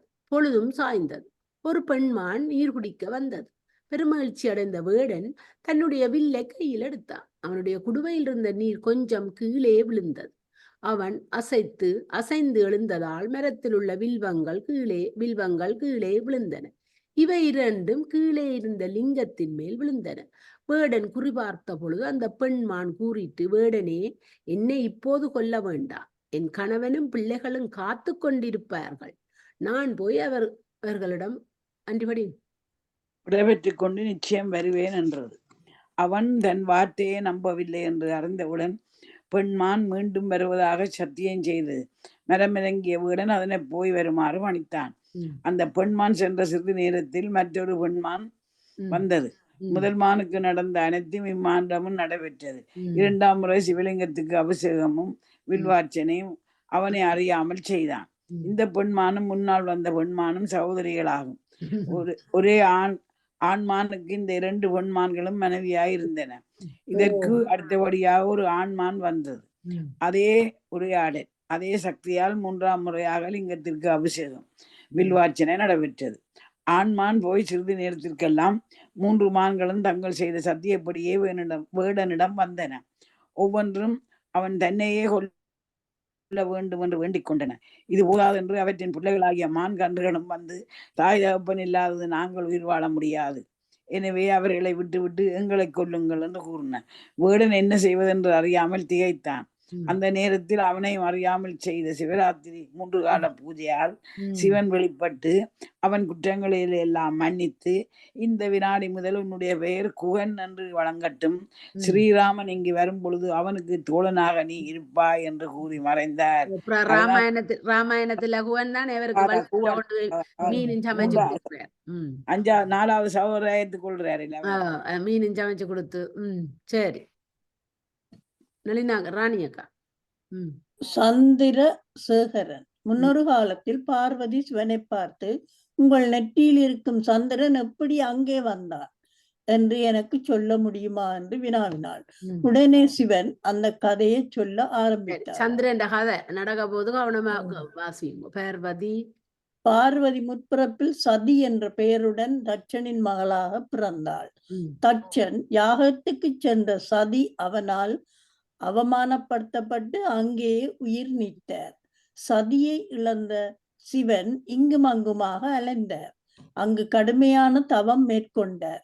அவருடைய கடுமையான தவத்தினால் மரம், செடி, கொடிகள் ஆகிய அனைத்தும் எரிந்து சாம்பலாயின. மலைகளும் இதில் அடங்கும். தேவர்கள் எல்லாம் கூடி பிரமனிடம் இந்நிலையை எடுத்து கூறினர். பிரமன் சந்திரனை அமுத கலசத்துக்குள் போட்டு அந்த கலசத்தை வேறொரு கலசத்தில் விஷத்தையும் நிரப்பி கொண்டு சிவனிடம் சென்றார். சிவனிடம் இந்த 2 கலசங்களிலும் இன்னதென்று சொல்லாமல் இந்த 2 கலசங்களையும் ஏற்றுக்கொள்ள வேண்டும் என்றார். சிவன் முதலில் அமுத கலசத்தை எடுத்து குடித்தார். அதனுள் இருந்த சந்திரன் திடீரென்று சிவனுடைய நெற்றியில் ஒட்டிக்கொண்டு அவரை குளிர்ச்சியடைய செய்தது. விஷக்கலத்தில் ஒரு விரலை நனைத்து சிவன் தொண்டையில் தொட்டார். உடனே அந்த இடம் நீலன்றமாக மாறிவிட்டது. அதிலிருந்து சிவனுக்கு நீலகண்டன் என்ற பெயர் வந்தது. 4 கால விஷயத்தை உண்டது. சும்மா அண்டி அண்டி ஒவ்வொரு இடத்தையும் ஒவ்வொரு கதையை சும்மா இருக்கும். இதான் ஆக விஷயம் வருது எனக்கு. புராணம், இது வாயு புராணம்.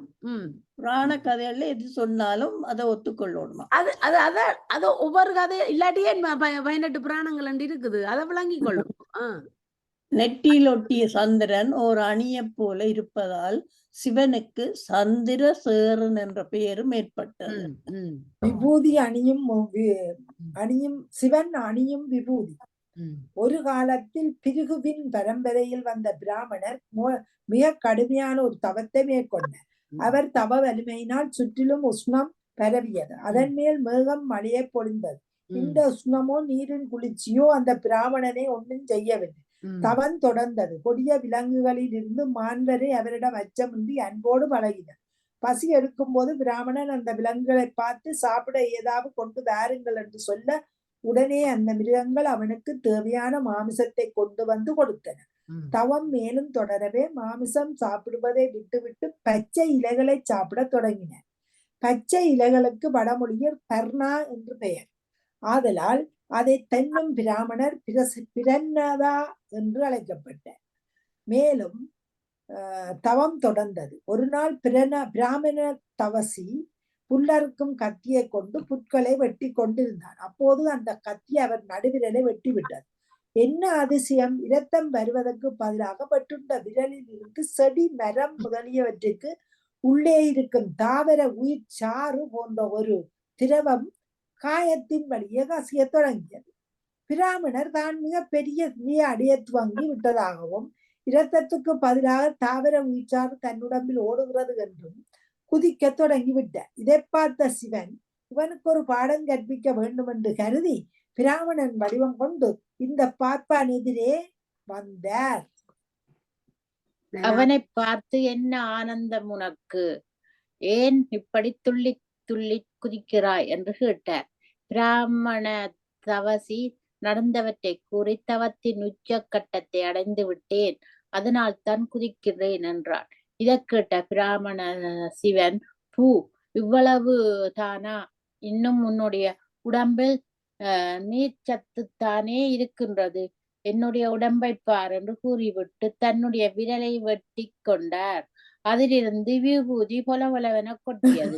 பிராமணன் அகந்தை அடங்கியது. அதிலிருந்து சிவன்மேனி எல்லாம் விபூதி விளங்கத் தொடங்கியது. கௌரியின் கதை. பார்வதி நீல நிறத்தோடு இருந்ததால் சிவன் அவளை காளி என்றே அழைத்தார். பார்வதிக்கு இது பிடிக்கவில்லை. ஏன் நான் கருப்பாக இருக்கின்றேன் என்று சுட்டி காட்டுகிறீர்கள்? என்னை விரும்புவது போல் பாசாங்கு செய்வது ஏன்? என்னை கல்யாணம் செய்து கொண்டீர்கள். இந்த நிறம் எனக்கு பிடிக்கவில்லை. நான் பிரமனை நோக்கி தவம் செய்து இந்த நிறத்தை மாற்றிக் கொள்கின்றேன் என்று சொல்லிவிட்டு பிரமனை நோக்கி தவம் செய்தாள். பிரமன் எதிர்பட்டு என்ன வேண்டும் என்று கேட்டபோது இந்த நீலம் அதாவது கருப்பு நிறத்தை ஒழித்து விட்டு நான் கௌரியாக வேண்டும் என்று கூறினார். பிரமன் வருவதற்கு முன்பே பார்வதியின் எதிரே ஒரு கொடிய புலி அவளை உண்ண வேண்டும் என்று எண்ணத்துடன் அவள் எதிரே படுத்திருந்தது. தன்னிடம் அன்பு பாராட்டுகின்றது என்று நினைத்து மகிழ்ச்சி அடைந்த பார்வதி புலியின் உடம்பில் பிரவேசித்தாள். அவளுடைய சக்தி உள்ளே புகுந்ததால் புலி மிகச் சாதுவான பிராணியாக மாறி அவளுடனேயே இருந்து விட்டது.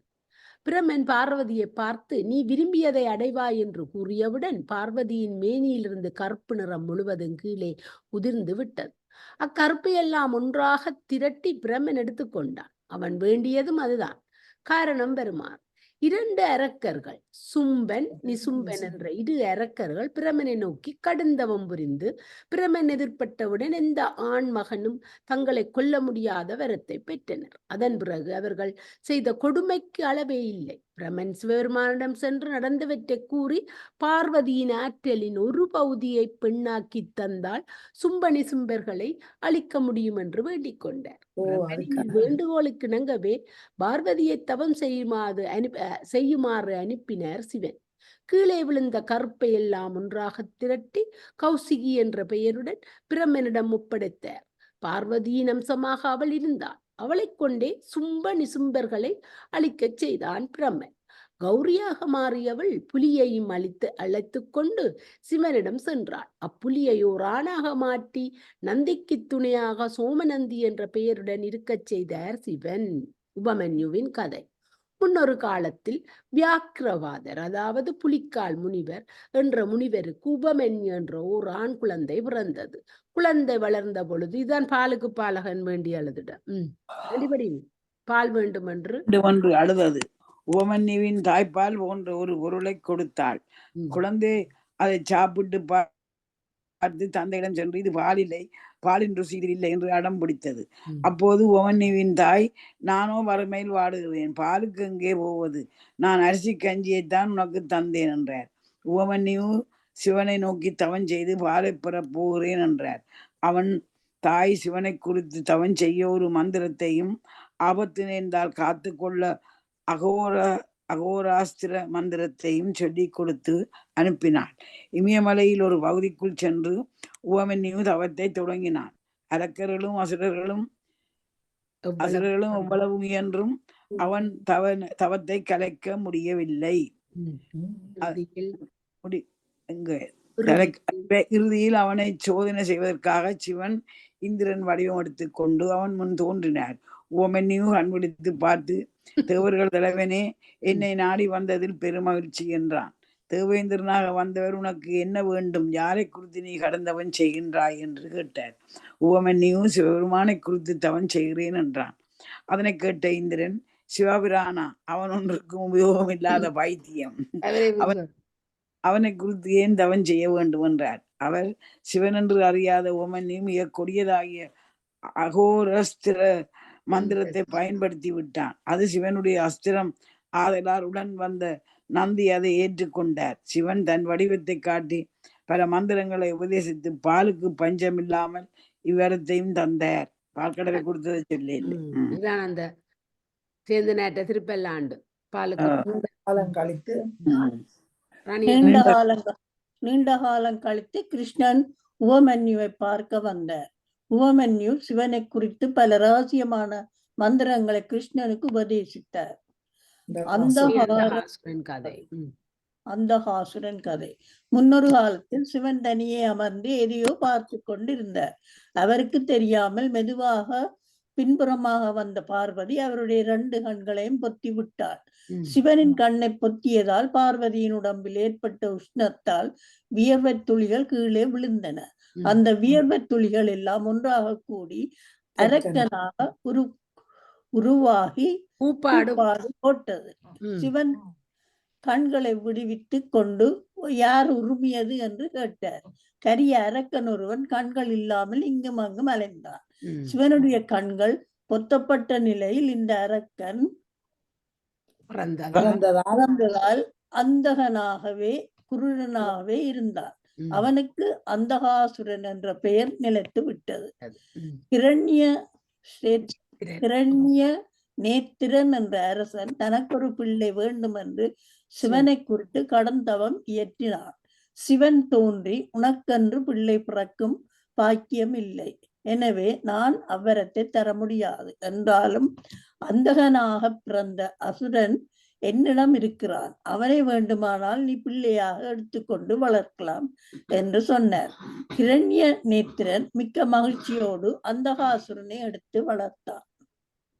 கிரண்ய நேத்திரன் சிவனை குறித்து பெரும் தவம் செய்து யாராலும் வெல்ல முடியாத வரங்களை பெற்று ம். தேவர் உலகை வென்று தேவர்களை அங்கிருந்து விரட்டி விட்டான். கடைசியில் பூமியையே சுருட்டிக் கொண்டு சென்று கடலுக்கடியில் வைத்து விட்டான். தேவர்கள் விஷ்ணுவிடம் முறையிட விஷ்ணு வராக அவதாரம் எடுத்து கடலுக்கடியில் சென்று அதனை தன் கொம்பினால் குத்தி கொன்று விட்டு பூமிக்கு தன் கொம்புகளுக்கு இடையே வைத்து மேலே கொண்டு வந்து அது இருக்க வேண்டிய இடத்தில் வைத்து விட்டார். பிறகு கிரண்ய நேத்திரன் மகனாகிய அந்தகாசூரனை அரசனாக்கி விட்டார். ம். இது நிகழ்ந்த பிறகு கிரண்ய நேத்திரன் தம்பியாகிய கிரண்ய கசிபு பெருவரங்களை பெற்று தன்னை யாரும் கொல்ல முடியாத சக்தி பெற்றதால் தேவர்கள் எல்லாம் ஓடும்படி செய்து விட்டான்.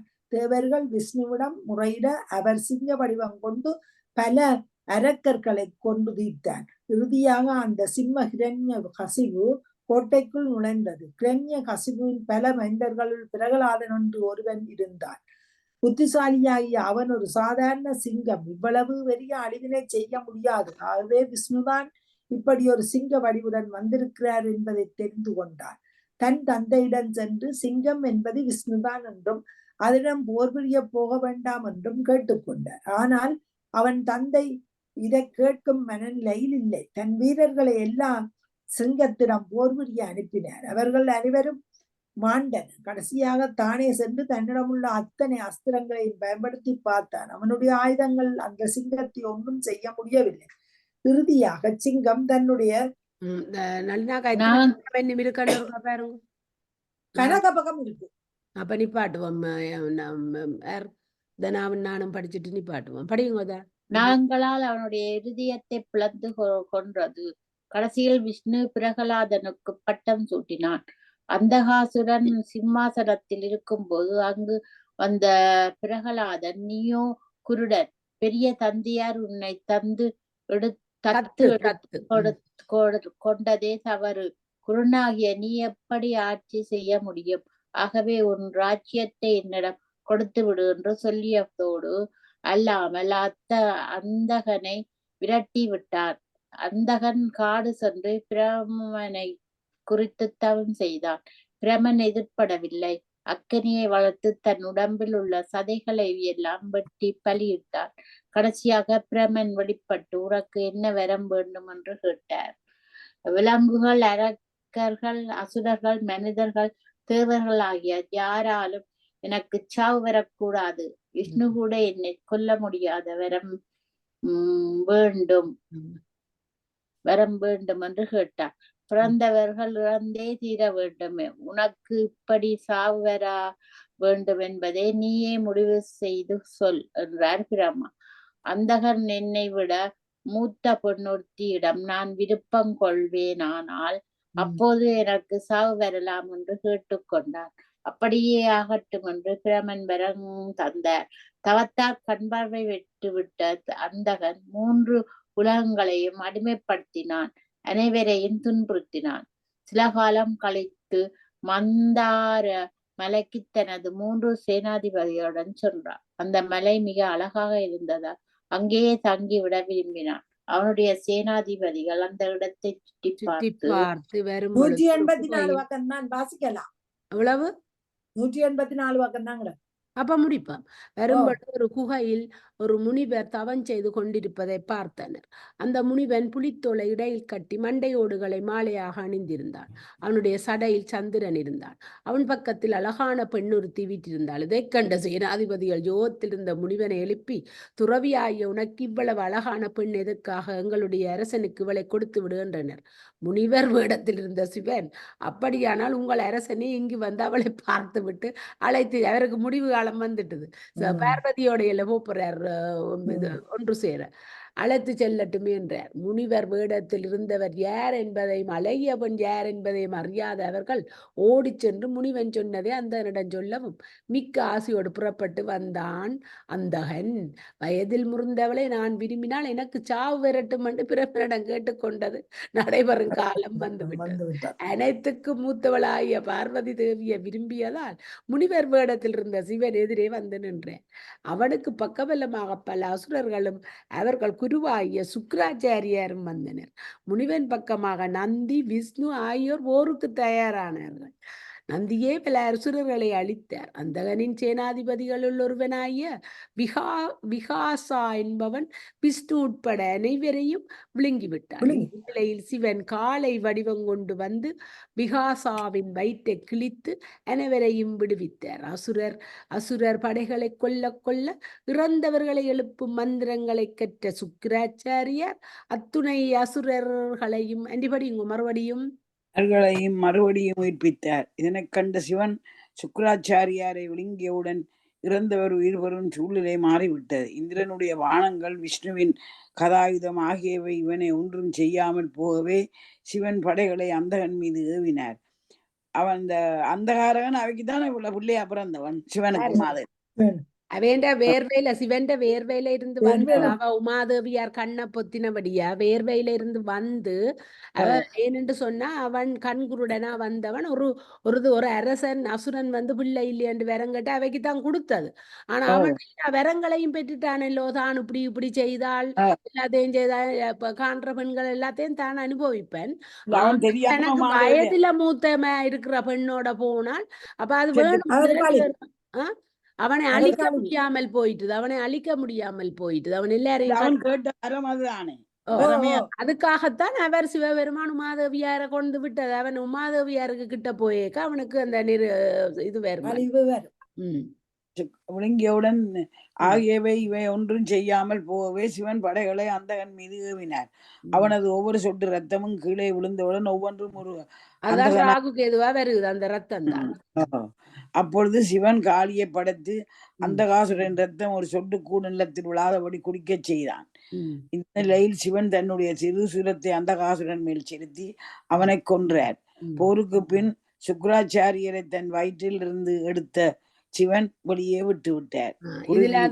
இதுல அது வரையில சிவமகாபுராணத்துல இந்த அந்தகாசுரன் சிவன் அந்தகாசுரனை கொண்ட ரத்தத்துல இருந்தான் ராகு கேது வந்தாண்டு படிச்சனாங்க. குருவின் கதை. முன்னொரு காலத்தில் குரு என்ற ஒரு அரக்கன் இருந்தான். அவன் தற்செயலாக ஒரு முறை பார்வதியை பார்த்து விட்டு அவளையே தான் மனம் புரிய வேண்டும் என்று கடந்தவம் இயற்றினான். தவத்தின் முடிவில் வந்த பிரமன் உனக்கு என்ன வேண்டும் என்று கேட்டார். குரு நான் பார்வதியை மணந்து கொள்ள ஏற்பாடு செய்ய வேண்டும் என்றார். இது என்னால் முடியக்கூடிய காரியம் என்று பிரமன் போய்விட்டார். குருவின் தவம் தொடர்ந்தது. அந்த தவத்தின் கடுமையில் வெளிப்பட்ட உஷ்ணம் சுற்று வட்டாரம் முழுவதையும் எரித்தது. குரு தங்கியிருந்த மலையம் என்ற மலையும் எரிய துவங்கியது. அந்த சூடு மேருவை தாக்கவே சிவனும் பார்வதியும் மூட வேண்டியதாயிற்று. அதையே விட்ட முடிக்கணும். அப்போ கொஞ்சம் குரல் பண்ணுங்க மேலுக்கு. அப்போது பார்வதி கொஞ்சம் மேல் கெடுங்க. அப்போது பார்வதி சிவனை பார்த்து நாம் ஏன் ஓடுகிறோம் என்று கேட்டாள். சிவன் ருரு என்ற அசுரன் உன்னை மணந்து கொள்வதற்காக கடந்தவம் புரிகிறான். அதன் விளைவுதான் இது என்று கூறியவுடன் பார்வதியுடனே இதற்கு ஏதாவது செய்யுங்கள் என்றாள். அதை கேட்ட சிவன், பார்வதி இது உன் சம்பந்தமான விஷயம், நீதான் ஏதாவது செய்ய வேண்டும் என்று கூறியவுடன் பார்வதி சுற்றுமுற்றும் பார்த்தாள். ஒரு சிங்கமும் யானையும் சண்டையிட்டுக் கொண்டிருந்தன. சிங்கத்தை கொன்று அதன் தோலை போர்த்தி கொண்டாள். சிங்கத்தின் குருதி வடிந்ததால் தலையும் முடியும் இரத்தத்தால் சிவந்தது. இந்த வடிவுடன் பார்வதி குருவிடம் சென்று, டுடு என்னை மணக்க வேண்டும் என்று தானே தவம் செய்கிறாய், இதோ நான் வந்து விட்டேன், என்ன செய்ய போகிறாய் என்று கேட்க டுரு கண்ணை விழித்து பார்த்தான். நீ யார் என்று எனக்கு தெரியாது, மகாகோர சொரூபியாய் இருக்கின்றாய். பார்வதியின் சந்திர பிம்பம் முகமும் தாமரை போன்ற கைகளும் கால்களும் உனக்கில்லை. உன் உருவத்தை நீயே பார்த்து கொண்டால் உன் சொரூபம் தெரியும் என்று கூறிவிட்டு பார்வதியை கதாயுதத்தால் சாடினான். சினம் கொண்ட பார்வதி துடு எறிந்த பல்வேறு ஆயுதங்களையும் தடுத்து விட்டு தன் பல்லாலும் கையாலும் அவனை கொல்ல முயன்றாள். இப்பொழுது ருருவின் உடலிலிருந்து பல்வேறு உருவங்கள் தோன்றின. பார்வதி தன் அம்சமான பல சக்திகளை படைத்தாள். அந்த சக்திகள் ருருவின் வடிவில் இருந்த பல்வேறு அசுரர்களை தின்று தீர்த்தன. பயந்த ருரு பூலோகம், சொர்க்கலோகம், பாதாளலோகம் ஆகிய இடங்களுக்கு ஓடினான். பார்வதி அவனை எல்லா இடங்களிலும் துரத்தி வரவே ருரு ஒன்றும் செய்ய முடியாமல் நின்று விட்டான். பார்வதி அவன் உடலை கிழித்து அவனை தோலை போத்தி கொண்டு வந்து நின்றான். சிவனிடம் வந்த பார்வதி தான் அணிந்திருந்த சிங்கத்தோலை சிவனிடம் கொடுத்து விட்டு குருவின் தோலைத்தான் அணிந்து கொண்டான். யமன் சொல்லிய கதை. ஒருமுடன் பிரமாவின் மகனாகிய சனத்குமாரர் யமனை கண்டு பேசிவிட்டு போக வந்தார். அவர்கள் பேசிக் கொண்டிருக்கும் போது பொன்னிறமான விமானத்தில் ஒருவர் வந்தார். உடனே யமன் எழுந்து மிக்க மரியாதையுடன் அவரை குசலம் விசாரித்து, பிரமலோகத்தில் உங்களிடம் தயாராக உள்ளது, நீங்கள் அங்கே போகலாம் என்று வழியனுப்பிவிட்டு உட்கார்ந்து பேசத் தொடங்கவும்.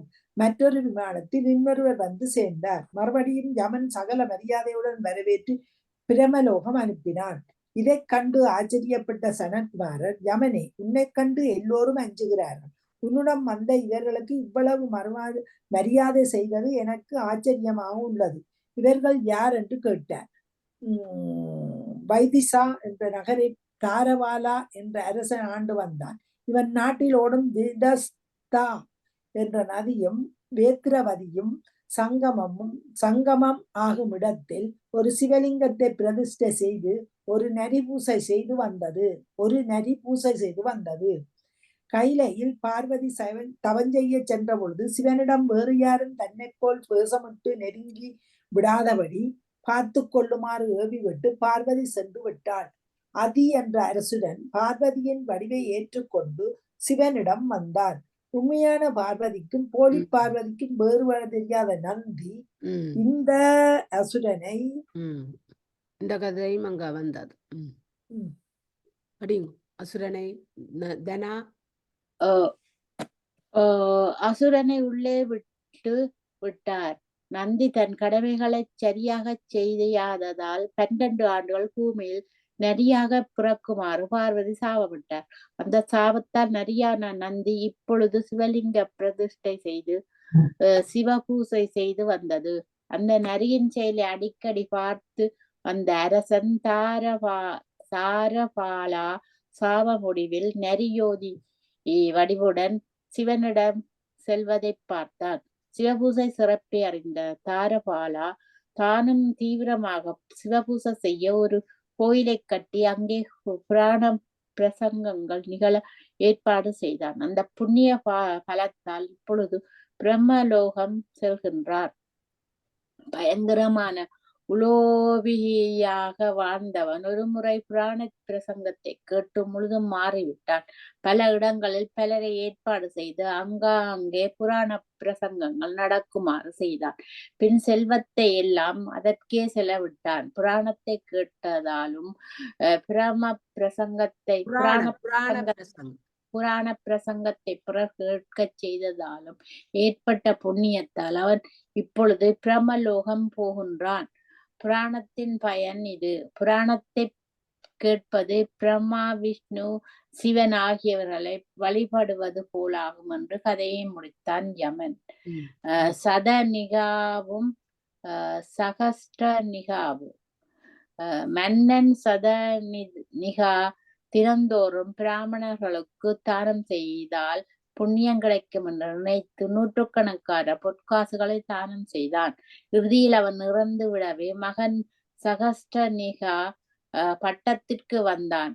அவன் தகப்பனை போல தானம் செய்வதை நிறுத்திவிட்டான். வருமானத்தை இழந்த பிராமணர்கள் மன்னனுடன் வந்து, உங்கள் தந்தை பிராமணர்களுக்கு தானம் செய்து பெரும் புண்ணியத்தை தேடிக்கொண்டார், நீ ஏன் அவ்வாறு செய்யவில்லை என்று கேட்டனர்.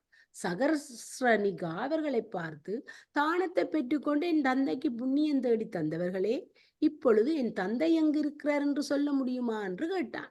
அது முடியாது என்று அறிந்த பிராமணர்கள் எப்படியாவது அரசனை திருப்திப்படுத்த வேண்டும் என்பதற்காக பார்கவ முனிவரை தேடிச் சென்று இறந்த அரசன் எங்கிருக்கிறார் என்பதை அவர் தவ வலிமையால் அறிந்து சொல்லுமாறு கேட்டனர். பார்கவ முனிவர் சூரியனின் உதவியை நாடினார். சூரியன் அவரை நரகத்துக்கு அழைத்து சென்றார்.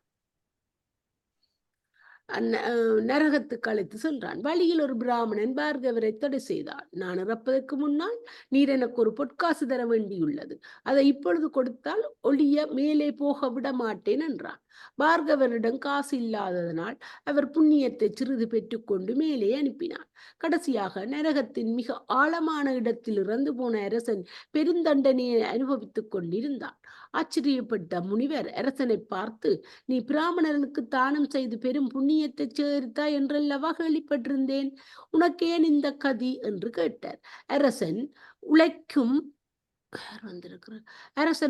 ஏழை மக்களிடம் யார் வந்திருக்கிறார்? உழைக்கும் வீணை வாசிக்க வந்துட்டா. அரசன் உழைக்கும் வீணையோட வந்துட்டா வாசிக்க, வயலினோட. அரசன் உழைக்கும் ஏழை மக்களிடம் வரி என்ற பெயரில் அநியாயமாக பணத்தை சம்பாதித்து புண்ணியம் சம்பாதிக்கலாம் என்ற நம்பிக்கையில் பிராமணர்களுக்கு கொடுத்தேன். எவ்வித புண்ணியமும் எனக்கு வரவில்லை. ஆனால் இந்த வரியை கொடுப்பதற்கு பாடுபட்ட அந்த ஏழை மக்களின் கண்ணீர் வெறிய பாவ மூட்டையாக என்னை வந்து அடைந்தது. அதனுடைய பயனை இப்பொழுது அனுபவித்துக் கொண்டிருக்கிறேன் என்று என் மகனிடம் சொல்லுங்கள் என்றான். அதை கேட்ட பார்வக முனிவர் நேரே சகஸ்ர நிகாவிடம் வந்து நடந்தது. இங்க அண்டி வாசிங்க, நான் முடிஞ்சது என்று வாசிக்கிறேன். அண்டி வாசிங்க. முடியுதானே? சாரி நான் எனக்கு அருணாக்காவை கண்டோட நான் அதை கேட்ட பார்வக முனிவர் நேரே சகஸ்ர நிகாவிடம் வந்து நடந்ததை கூட உடப்பவரிடம் கடுமையான வரி வசூலிப்பதையும் பிராமணர்களுக்கு தானம் கொடுப்பதை உடனே நிறுத்திவிட்டான். தானும் உழைக்க ஆரம்பித்தான். ஓம் நமச்சிவாய, ஓம் நமச்சிவாய. வாழ்க வளமுடன்.